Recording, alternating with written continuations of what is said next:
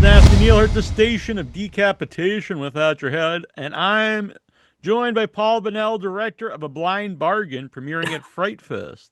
Hi, Saturday. all. Hey, yeah. So for people not aware, can you give them an idea of what a blind bargain is? Well, it's something that you don't want to get into because you That's never very true. know. Oh, wait, you mean what the movie is? Oh, I Right, thought you right. meant I probably, yeah, I should have been more specific. I know, I know. Well, A Blind Bargain is a new movie, and it's a new picture that I did. And it is basically my take on it was to do. I always love those old Twilight Zone. Actually, the Twilight Zone's my favorite show of all time. And then Serling did another one called The Night Gallery. Hmm. And so I thought, well, this isn't exactly a horror film. So how would I describe this film? I would describe it as something that could have played on the Night Gallery back in the day. And as a matter of fact, it's period correct because it takes place in 1970, which is when the show was on the air. One of the seasons, 1970. So, Night Gallery, is a wonderful way to describe it, or like Weird Tales, if you remember that. So that was something that I would call it a weird tale. The EC But Comics or the old E? well, I mean, they're a little more over the top Yeah. with some humor. My picture is a little more. I'd say it has a quirkiness to it, an ambiguity. I mean, I have my certain style and approach that I like to do for my movies. I don't make a lot of films, but I have been making movies since I was a kid. I've been making movies now for 50 years, 51 years. I started, well, when I was like 11 years old. So when I did Blind Bargain, it was my 50th year. And I've made a number of movies, over the years, and I've made some horror films way back when in the 80s and 90s. But this particular project came to me, and I thought, how am I going to approach this? Because it's not a full-blown horror thing, and I was locked into certain parameters by the original writers and the original story. So I guess, yeah, you could just say it's like a night gallery type thing. I don't like to give too much away, but Yeah, no, I agree. But I'm interested in a few things there. It said locked in by different parameters. So what specifically, like these are the rules you have to follow, I guess. well, the original writers, John Filonico was talking about this movie for 10 years. And he's the guy that financed the film and wanted to make a movie. He'd never made a movie before. So he had a friend, a mutual friend of ours, that it was a big Lon Chaney aficionado. As a matter of fact, he's a film collector, as am I, as you could see the film behind me, one of the film reels. And this guy found in a collection a lost Lon Chaney Oh, movie called really? Triumph. And some of the reels had a little a nitrate decomposition. And but the last reel was gone. So they just put some stills and photos. But anyway, he found this movie. So anyhow, these guys wanted to they thought, oh, let's make a movie, and they thought a Lost Lon Chaney film would be good. Well, the natural one you would think of, the famous one is London After Hmm. Midnight, which reputation says it really wasn't, you hear, well, it really wasn't that great of a thing, Yeah. but we'll never know, right? They remade it as Mark of the Vampire in 1935. But this project just pretty much came about through these guys wanting to make a movie, and the other guy was going to direct, and I just kind of sat around and watched them. I thought, okay, this is interesting. Let's see where they go with this. 7, 8, 9 years later, I'm like, are you guys ever going to make that movie? And they went to like they thought, oh, it's going to be small. Like, oh, we went to Home Depot and we got some floodlights. We have our lights now to light the. I'm like, oh, okay. Well, anyhow, so the one guy, older guy, he kind of backed out. He wasn't sure if he wanted to deal with directing and all of that. So John sort of took over the project and asked me if I would come on board, and I said I would if we rewrote the script and kind of let me handle it. I mean, if I do the movie, I'm going to do it as a professional film. I'm not going to do something with floodlights. So anyway, so I brought a lot of my people that I worked with before on my former movie, The Ghastly Love of Johnny X, which was a 35 millimeter film feature. And so this one was great. We reworked the script.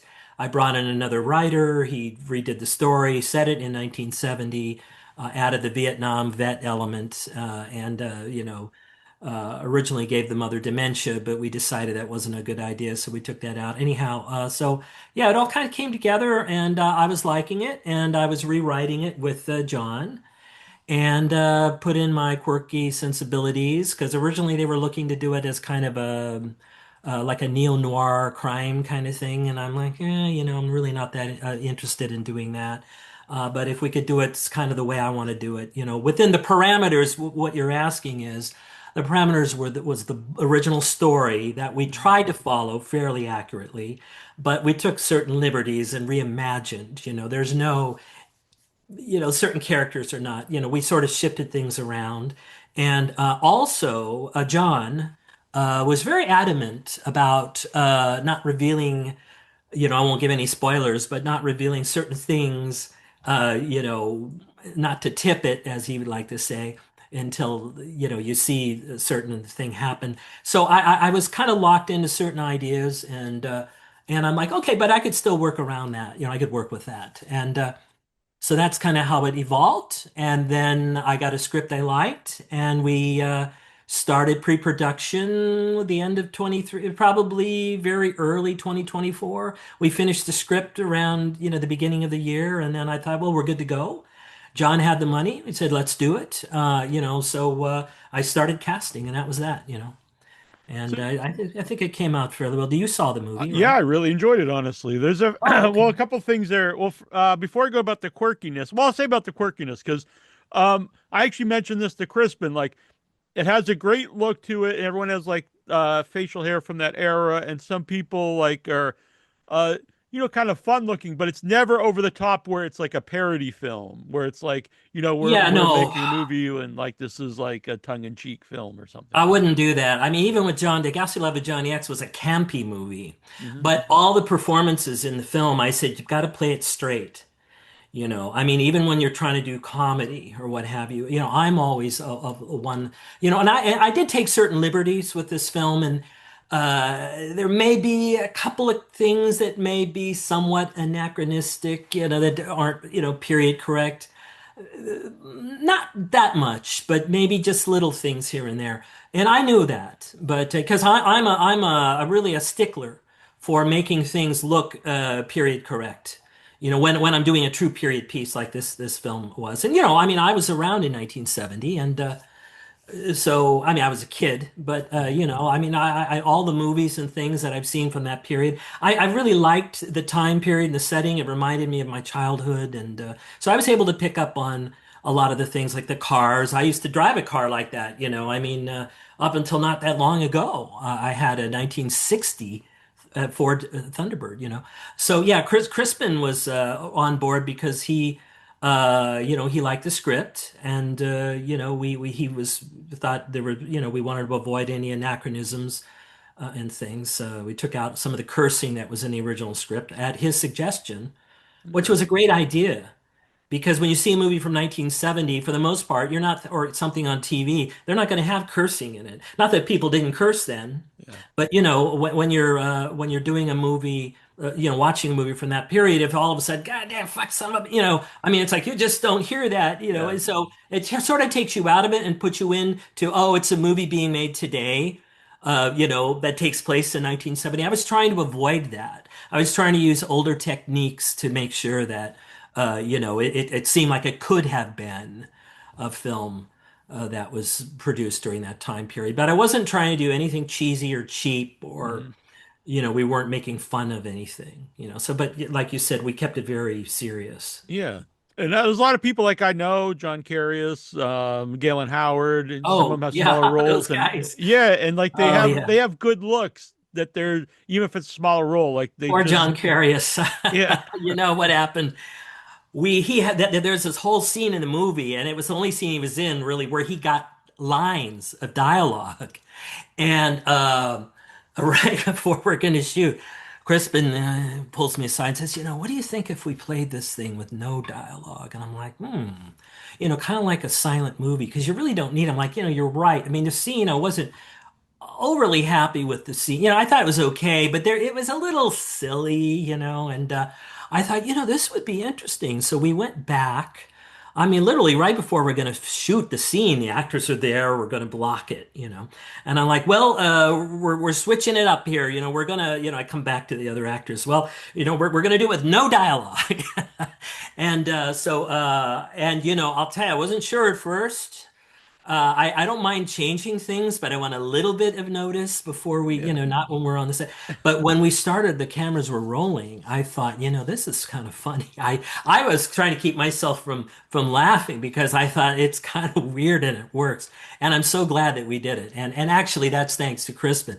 His input was very helpful. So, great idea. yeah, Thanks, Crispin. yeah. And so, when you're putting together, do you go back to like the original script of the Lon Chaney movie? I also know I didn't know this because I looked into the movie. It's based on an old book, so I don't know if you read the novel. No, I mean I was very familiar with it. They did write a book about the reconstruction of a blind bargain. Maybe you're familiar with it, but there have been some books about it in Cheney, and I know enough. I mean, I'm a big movie aficionado. I love old films, Mhm. silent movies, pre-code films. I mean that's something that Crispin and I had in common. I mean, I wasn't trying to make The Artist, where we did a recreation of a silent movie that looked exact and everything. I mean, I was just trying to do a movie that was contemporary, yet realistic enough that seemed like there's something about it that seems like it could have been filmed in 1970, because I shot it on real film, not I mean I shot it on a smaller normally I'd shoot on 35 millimeter, but we shot this on Super 16, which is a smaller gauge, like that reel behind me there. That's 16 millimeter. Super 16 millimeter. It's the same width, but Super 16 is just has more picture area because one of the sprockets is missing on one side of the film. But anyway, so yeah, I felt that everything was coming together nicely for the thing, Do you shoot all your movies on film? Actually, I have. Yeah, I've never done a movie on a digital format. Yeah, I mean, I've dabbled around with cameras and things, Yeah, yeah. but I just always because it just seems second nature to me. It's not a big deal. Growing up in the 70s, I'm making all my movies on Super 8, and then going to 16, and then going to 35. I mean, that's kind of what you had to do at the time. Now today, it's like, oh, you shoot on film. That's a big deal. Well, to me, because I see so many movies on film projected. I projected movies. I'm a film collector, so I have prints of movies, old movies, and I've dabbled with it for years and years and years, going back to when I was a kid. So it just seems normal to me. Yes, it's a little bit more money and a little more cumbersome and tricky. You got to know what you're doing. But yeah, I've shot all my movies on film. I mean, For the there's definitely a look that looks better. I'm in Massachusetts, so I have a couple theaters that I go to that show a lot of 35 millimeter Coolidge After Midnight, does right, all this yeah. stuff, and Hmm. and so at that theater, I went to see Texas Chainsaw Massacre, 35 millimeter, a very bad print, but it actually added to that particular movie. It's funny. A friend of mine has a print of that. He's a collector and a filmmaker, and I watched his 35 millimeter print of that once because Maybe it was his. I don't know because they it might they have bring them been. in. Yeah, Honestly, it could have been his print. yeah. I know Quentin Tarantino has a lot of. I mean, I know a collection that he bought out was from the late friend of mine, Ken Kramer. They bought his entire, and Kramer had like everything on 35 and 16. And Quentin has a huge collection. And I've got my former film, The Ghastly Love of Johnny X. I have 35 millimeter prints that I could run anytime in a theater. I'd love to book it. We do from time to time. It's kind of sort of a culty movie, a sci-fi musical. What do you expect? But with Paul Williams in it. But I just love film. What can I say? I think doing things the hard way sometimes for me is more interesting. I mean, you could sit behind a computer, or you can shoot digital and see it right away, or you can, do artificial intelligence, which is something I have in my brain. Uh-huh. But I enjoy the mechanics of film, working with film, cutting film, editing. I've done it all. So there's a certain aesthetic, there's a certain thing about it. It's organic, Like when I showed my last movie, when I would show it on a film print versus a DCP, which I have both. It seems like, I don't know if it was a coincidence, but the audience always responded in a more positive way when we were showing the film print. Now, was it just coincidentally a better audience for that screening? I don't know. But it just has something, it gets into your subliminal subconscious or something, maybe because it's the flicker, it's not really moving. It's the illusion of movement, motion pictures going 24 frames per second running through a projector, and half of the thing is blacked out.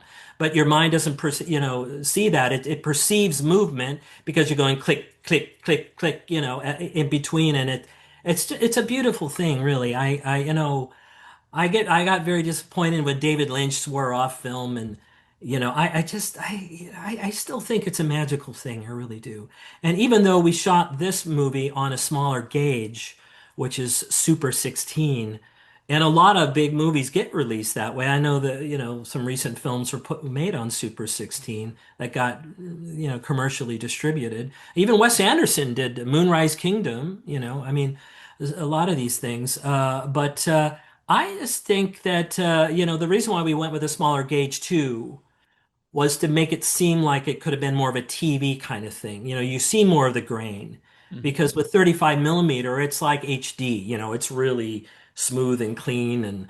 But when you're transferring over a smaller gauge, you can see the grain and stuff. So it gave it that 1970 kind of feel. Yeah, I was just let's finish the thing about Texas Chainsaw Massacre. Then I saw the restored one on digital, Mm. also in the theater, and it even though it's clearer, it was not the same experience. It's much better, It's especially that particular movie because the it's grain and different. stuff adds to it. Well, yes. I mean, we get so used to now seeing everything cleaned up, everything perfect, home video. I collect Blu-rays, 4K discs, and Yeah, of course, film prints. And I'm almost like I see so many of those. And when I go back and watch a film print, I'm like, wow, I mean, it's a different experience. People aren't used to. Sometimes there's a little registration issue, and it's a little softer with digital. It's so sharp, and especially when you shoot digital. But I just from where I come from, it's going to be film, and if I've made over maybe 25 movies in my lifetime, mostly shorts and some features, and graduating, everyone got better and better and bigger and bigger, and but I never made it on a large scale where you're going to know my name as a household name. But I certainly am particular about film. I'm like the underground Stanley Kubrick of independent filmmakers. I make one movie every 10 years now, it seems like. But yeah. I'm glad I got to make this. I really am. I'm thrilled. It Yeah, was a lot of I fun. really enjoyed it a lot. And Well, so thank even you. when I announced that I was going to interview Crispin Glover, I had people like warning me. They're like, "Oh, he's hard to deal with, blah blah." And so I found him like, I just didn't interview with him, but I found him a super nice guy, very easy to talk with. And so, Yeah. what was he like to direct? And did anyone warn you beforehand? And did you have any like apprehensions because of that? Well, I mean, you always hear about things. I know of a director friend of mine directed him in two movies.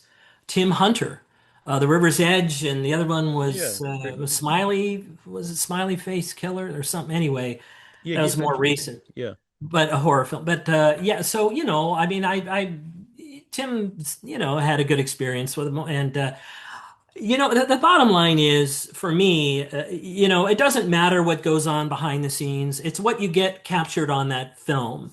And if everything comes together, the audience doesn't care. Well, they're always curious and interested about, oh, what was he like? What was she like? But you're creating an illusion. You're presenting something that's kind of magical, and all of that stuff is removed from the film as you're watching it. But you do kind of wonder, right? yeah, yeah. So Crispin was a very focused person. First of all, as you can tell from interviewing him, he's not this strange weirdo that people may think he is No, from the no. kinds of roles that he does. Hmm. I mean, he's very serious, very kind of shy, actually. I mean, when he's working, he's very kind of, and he even told me he gets, kind of gets stage fright, meaning that he likes to rehearse everything in private, just with the director. So I would rehearse with him and the other actors. We'd block the scene out, and then we're like, okay, we got it. Let's bring everybody in and let's show them and let's shoot it. So he was highly, highly focused, very concentrated. Oftentimes he was off on his own, off to the side. I can tell that he was thinking about his lines and, he never phones it in. And Yeah, he told me that he gets offers for films for a lot of money, 100%. and he turns them down. They have to meet certain criteria for him to want to be able to do it. I don't know I think one of the things was that we shot this on film. One of the things that attracted him, and I think he thought it was a cool idea to do this Lon Chaney Yeah. reimagining thing in the '70s. He liked the period, and he chose a certain what he called a mid-Atlantic accent to use, which was kind of an artificial thing that people back in the day, movie stars, they don't talk like this, like it really wasn't their voice, but so he did that quite well. And, I just made sure that his voice, he wasn't losing the accent. Sometimes he'd slip out a little bit, but, I just guided him and gave him a safe place to do what he does best. I don't need to direct Crispin Glover, I mean, he comes prepared. I let actors explore and do their own thing, and I don't mind changing things up if it's not in the script. I mean, if it's better, it's a collaboration. So I always give them a safe place, and everyone's different and has their own needs. Like Crispin had certain things that he wanted, and I gave it to him. I don't want to get anyone angry. I don't want there to be an unhappy set. I try to keep a sense of humor when I'm directing, even though it's very, very stressful. And I made this entire movie in 18 days, which was the leanest schedule I think I've ever had to make a film. But so it's highly, you're frustrated as a director because you can't do certain things. But every actor, some are easier than others. But Crispin, he just you didn't have to worry about him. He came to the set and he knew what he wanted to do, and he worked with me, and we worked the shots out, and he seemed very pleased with the whole thing, and he liked the experience. I think he said at the end that he really enjoyed He seemed working to with really us. like, I don't, he's doing interviews about the movie, so I think that's a good Yeah. sign that like Well, this is something special especially for him. because he hasn't seen the film. Yeah, So, yeah. I felt a little, I felt kind of I bad. I was like, mean, I've seen the movie and you haven't, Crispin, but yeah, well, did he ask, how did you see it? Or was he, no, he did. I was like, I got on the black market. oh, could you see it? And I haven't seen it. Well, hey, look, I know that he said that he always enjoys, I mean, he's not a big fan of watching a movie on a computer. I send it to him anytime, but he wants to see it in a theater with It's the an best way. audience and Yeah. experience it that way. I've seen him in other movies. I was on the set of Back to the Future and, watched that. I mean, I have a friend that was an actor in that film, and I met him way back when, he wouldn't have remembered me from that, but he's a kind of he just loves cinema, and he's a really interesting guy and a filmmaker. And I had the idea to cast him. We were looking at other people, and they were passing on the project, and I thought, who can I get? Wait a minute, Crispin Glover. I mean, this guy was made for this role. I So agree. 100, yeah, and 100%. I didn't know, but we met over Zoom and we had a lot in common and we talked for like 2 hours and we got along. So that started the ball rolling and I thought, okay, we may have our lead actor here. So that was beautiful, really. So, when you have two actors playing the Joy character at different ages, do they Oh, ever? spoiler alert. Haha. Well, they're different ages. That could mean Yes. anything. So, Uh-huh. do I you? had another guy playing me as a younger director. That was kind of Really, interesting. really? Well, he would direct the hard scenes and I'd go get coffee. Okay. I'm just kidding. I've got my coffee here, but Oh, good. Very good. do they ever get together to get like the same mannerisms or anything like that? Well, originally I will say we had another actress cast as Joy, the mature Joy, and we have been talking with her, and I won't say who she is, but she is in a very well-known cult movie made in the '60s, and we were set to go with her, but unfortunately, it didn't work out because Crispin, he didn't mind that choice, but he was trying to suggest, well, why don't we look at some other ideas here?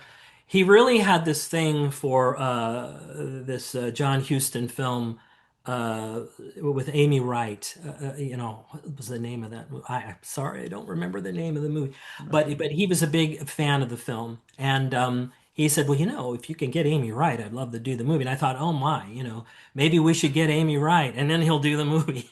Yeah.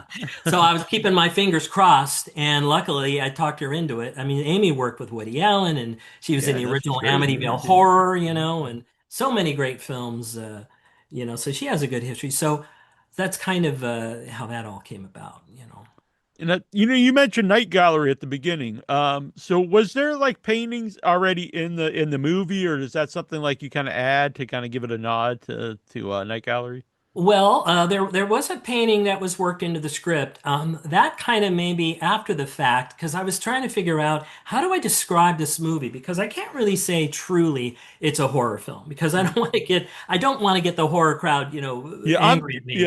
I understand that because they'll people will argue that I don't really understand the arguing over genre. To me, it's like if you like it, you like it. Who really Yeah, cares? I But mean that's my thing. I mean, I could have made a horror film. I mean, I could have made it over the top, crazy gore fest, or just crazy, scary thing. But I was going for something more ethereal and a little different, outside of the box, kind of a thing. And like the old Chaney movie was probably similar, a lot of dramatic stuff. And so I just felt better about this. I really liked doing it this way, and so yeah. But your question was about casting. about the paintings in Oh, the I'm movie. sorry. Yes, the Yeah. painting actually was contributed by my wife. And there was a painting in the story. There were two paintings, and one of them was, in Gruder's office.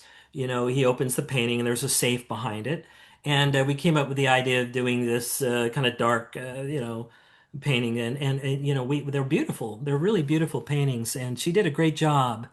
And I have to say that once I saw those paintings and I realized when the movie was wrapping up, I said, well, this is what we're doing. It's a night gallery. I Yeah. mean, I could have gone all the way and had some guy, submitted for your approval, one Uh-huh. dark night, but no, but yeah, I thought, well, it's kind of like that, because there are paintings in the movie, and it did kind of remind me anyway of those night gallery paintings that were all painted mostly by the same guy and it was beautifully done.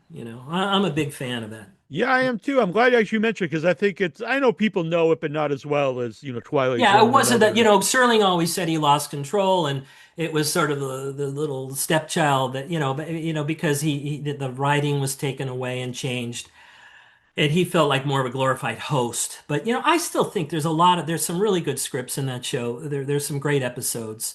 I mean, The Boy Who Could Predict Earthquakes is a good one with little Clint Howard playing the kid. There were so many great episodes. Some of them were, like everything. Even the Twilight Zone had Yeah, some clunkers. yeah, of course, yeah, But no, yeah, you and I, we love that Night Gallery, and it's such a fun period. The colors were bright. Twilight Zone was this beautiful noirish looking black and white. Night Gallery is a living color. And it's all very, you could do things with color. And I was trying to, even though our production design on Blind Bargain was a lot of browns and yellows and things, I was still in the when we were doing the coloring on the final coloring on the film, I was trying to boost it a little bit, just a little bit. And our colorist, a wonderful guy named George Curran, who's done all of David Lynch's movies. I mean, he's wow, the colorist. He even did a Nora Oscar winning. Great guy over at Photochem. He's done a million movies, and I was so thrilled to work with George. And we'd go late at night because he worked the night shift. We were just coming up with ideas and doing little things with the color, and nothing too over the top. But I'm just, like I said, to be able to work with all the folks on this movie, many of which I worked with previously, it was just a lot of fun. And I think it shows, on the screen, all the hard work that everybody did. yeah. And I have to ask about Ego Plum, getting him involved as doing the music. Like, is that someone you Yeah, are knew? you Or? are you familiar with Ego? Yeah, yeah, I'm a big fan of Forbidden Zone, so yeah, I know Ego Oh yeah, Plum. yeah, yeah. Yeah, Well, Eagle Plum, of course. Well, he didn't score Forbidden Zone, but he was working on Forbidden Zone too. Good friend of Richard Elfman's. yeah. Eagle And and I Richard are Elfman, Cheap Plug, is in my film. So yeah. oh yeah, okay, Richard. Well, I showed Richard. He's a friend of mine, and I brought him down to Burbank to a screening room, and he came and watched Oh, Blind Bargain with nice. with his Yeah, wife, and yeah. they really Anastasia, I'm enjoyed. friends with Yeah, Anastasia. She's Anastasia, great. they enjoyed it. But and Richard was even at the Ghastly Love of Johnny X screening we had at Oh, sweet. Universal. So anyhow, Ego, good friends. As a matter of fact, he scored the Ghastly Love of Johnny X, and that was his first 35 millimeter theatrical feature that Ego worked on. So it kind of has a special place in his heart. And so he and have been friends all these years, 20 years now.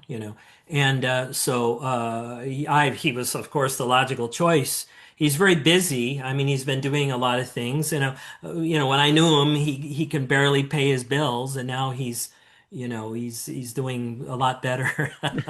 I mean, Now he he can did pay he his did bills. Yeah. he something. I don't know if you know that he did the Haunted Mansion, I didn't know that the actually. music, not inside, but they Yeah. redid the queue area. So he did all these tracks that you hear. So when you're going through the Haunted Mansion for the regular version of it, the original version, you hear all those tracks outside are Ego Plum's Oh, tracks. that's wild. Yeah. He played it all for I me. used to have the record when I was a kid. I'd play it Ah, all the time, and it had like a booklet that you would look at well, the the pictures as record you. was narrated by my friend who just passed away last year. His name was Pete Renaday. He was the ghost host on that Ah, record. sweet. All Yeah, so right. we love all the same stuff. But Yeah. yeah, so Eagle Plum, great guy. We were thrilled. As a matter of fact, he was very pleased with his score. He said, this is probably one of the most unique scores I've ever done. And we put sounds in it. And when it comes to the movie, I'm highly involved with every aspect. I don't sit around and go, well, here, give me a call when you got that score done. Well, I'd go over and sit with him, and we'd go over everything, and I'd say, can you add it, change this, and do so. I mean, it's not. I don't want to say it's a collaboration. He Mhm. wrote the score, but I don't want to use the term micromanage either. But I mean, I let every artist do their thing. But I'm very hands-on, is what I'm trying to say, with every single thing. I'm very meticulous. I'm not a perfectionist, but I'd say I'm more meticulous with the filmmaking process. Sometimes you have to just let things go. There's not enough time, not enough money, but I do my best. Ego is great. He's like a kindred spirit. We're such good friends. I see him all the. We only live like a mile away from each other, less than a mile in Los Angeles. So I love the guy. He's like like a soul brother. Excellent.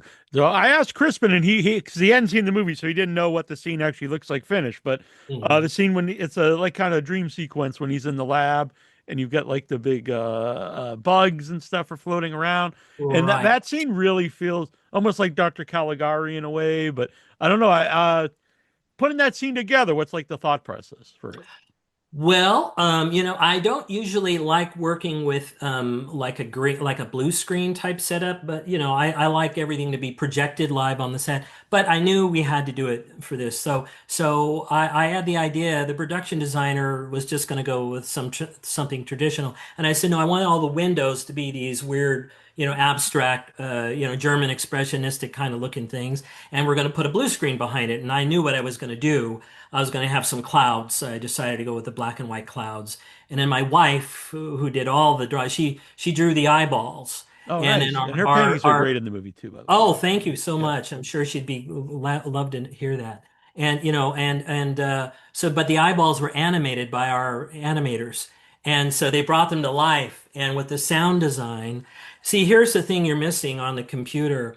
The sound is okay, but man, when you see this movie in a theater, projected, in 4K with a 7.1 sound and the subwoofer and everything going on. It's a whole different experience. So the folks that come and get to see it at Frightfest in London or any theatrical presentation, they're going to be in for a special treat because it really it engulfs you. It just it's totally different. You hear things you couldn't hear that you can't hear on the left channel, right channel stereo mix. But Yeah. anyway, yeah, that whole sequence, yes, Crispin didn't know. I mean, I put some colored lights; those were on the set, and we tried it with and without. One idea he had was for that scene was he was going to stand in front of one of those cutouts of the windows, and he was going to do this thing where he looks up. And there was a break in the window, and he said, "Oh no, take that out, and we'll just have it a full window, and I'll stand in front of it, almost silhouetted." And I said, "That's a great idea." So I called the set guys over. I said, "We need to cut this out, this piece of this window, and just make it one big window."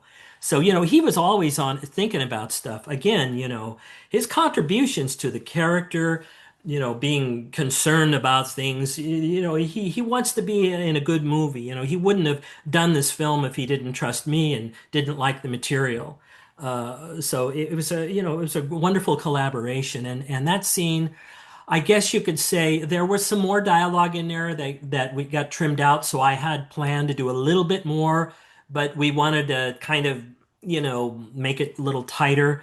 And of course, you don't really know until you're in post-production and you start putting everything together exactly how that's going to turn out. And it turned out quite well. And you liked it. Yeah, So no, I liked it a lot. Yeah, I liked the whole movie, honestly. And thank you. so I agree that I think that's sometimes overlooked. People think, oh, the big screen, you see on the big screen, but you feel the music when you're in a theater. You're Yes, you surrounded feel the by it. music, the Yeah. sound design, and honestly, we have a very good sound designer. And a sound a mixer. The same guy did my previous film, and also goes back to Phantasm. I mean, I met him through Reggie Bannister when we were looking for a sound guy for Johnny X. And Paul Ratajek, he worked with Don. He's done John Dies at the End, and he did goes back to Phantasm. And I mean, of course, Don's a friend of mine, and I always kind of look at Don's. Who would Don use for this? And so I get his, he's just sort of for me a real hero of mine and a friend. He came and saw a Blind Bargain, Oh, awesome. at Dolby, at a Dolby screening room, Dolby Theater in Burbank, back in February, and he loved the movie. He told me how much he enjoyed it, and Bill Thornberry is in this movie, who appears in the original, the original Jody, right, from Phantasm. So it's cool I'm a to get huge some of fan of these. Phantasm. I'm Well, glad you there was brought it an up. Yeah. homage to Phantasm at the beginning. We had to cut it. We had to sort of didn't get the whole point across because of time. I was so rushed they wouldn't give me time. But that's why I had Bill there as the hippie in the opening scene. And he's looking at those little steel balls. They call it a Newton's cradle, right? Hmm. And then Yeah. he was fixated on that. Why would this guy be fixated? Because they're the Oh, yeah. I ball. didn't even think of this. And I love it. then Yeah. what we didn't do is we were going to have a drilling sound off camera, like, "Zzz," and then he was going to really be tripping. And then we'd cut away and then we'd show, oh, it's a janitor up in the corner fixing a light socket or something with a drill. But I had the guy there. My producer, Bing Bailey, he was in his outfit, overalls, ready to shoot. We just couldn't do it. I'm like, oh. So, that would have been fun. And I wrote that as a little inside Easter egg for, Don and Phantasm. But that's why we have the Newton's cradles in the film to begin with, and it bookends, because it all came about as we were going to do this Phantasm kind of, inside joke. I love that. I didn't put that together, and Yeah, well, that's you very wouldn't. cool. I mean, you might Yeah, have yeah. if we had done the drilling, but Right, right. Yeah, too little, too late, I guess. yeah. So. So, Fright Fest. Are you going to be at Fright Fest? Yes, as a matter of fact, I've never actually been out of the country here. Really? They wouldn't let me. Well, I've been doing time, and it's just really I'm glad rough you're here. out. Yeah, Well, yeah, well, this is the best cell I've ever been in right now. No, but I'm very thrilled because it's a big trip. We're leaving on the 16th. I'm going to New York, then we're going to fly over to London, and the executive producer will be there with his friend, and we're bringing our producer Bing Bailey. And then none of the lead cast. Well, we do have my wife, of course, who's in the movie. She yeah. plays that redhead, that one of those smugglers, standing next to with John Carius Yeah. and Sean Whalen. She has the scene Uh-huh. in the car. Oh, that's the script. Anyway, so she'll be there. So we'll have one cast member, but I will be there to dodge the flying tomatoes and the lettuce. So I have a splash guard that I always carry with me for these things. Very good. Yeah. Fright Fest, a great festival. So, It congratulations is. getting in it. Yes. Thank you. Yeah, I'm looking forward to it. Boy, I showed them the movie. And it was less than 24. I've never had this happen before when you're entering for a film festival. Less than 24 hours. Oh, we'd love to have your film. I'm like, wow, this was months ago. And I'm like, sure. But don't say anything until July. Okay. So I was thrilled. It's a fun venue. We're hoping to get into some of the other upcoming genre festivals. So stay Mhm. tuned for that. But I'm looking forward to London and meeting all the folks out there and to see really for the first time what a general audience is going to think of the film. I mean, in the big city. So we have our fingers crossed. And yeah, so where can people follow you or the movie to see like, where it goes from here? Well, we do have, the Facebook page and the Instagram page and a website that's under construction right now, ablindbargainmovie.com. But there's really nothing on that right now. But, we post photos on our A Blind Bargain Movie Instagram at Blind Bargain Movie, I believe, and Facebook, so the official pages. And that's pretty much for now, but we're going to be showing our poster very soon. We have our Oh, brand new cool. final poster. Crispin's on it. It's amazing. So I can't wait to share that with the world. Yeah, That's I'm coming. looking forward to that. I'll post it up on the website. Wonderful. Great, great. So thank you for doing this. I really enjoyed the movie, and honestly, congrats on Frightfest. That's one of the major Yeah, festivals. thank you, Neal. Yeah, I mean, I'm sorry you can't join us for this amazing screening. Yeah, I love Frightfest. I've been there a couple times. It's a great festival. Where are you located? Massachusetts. Oh, Massachusetts, right. Exactly. Well, if we ever get out there, we'll let you know. I'll keep you All posted. right, sounds good. All right, thanks.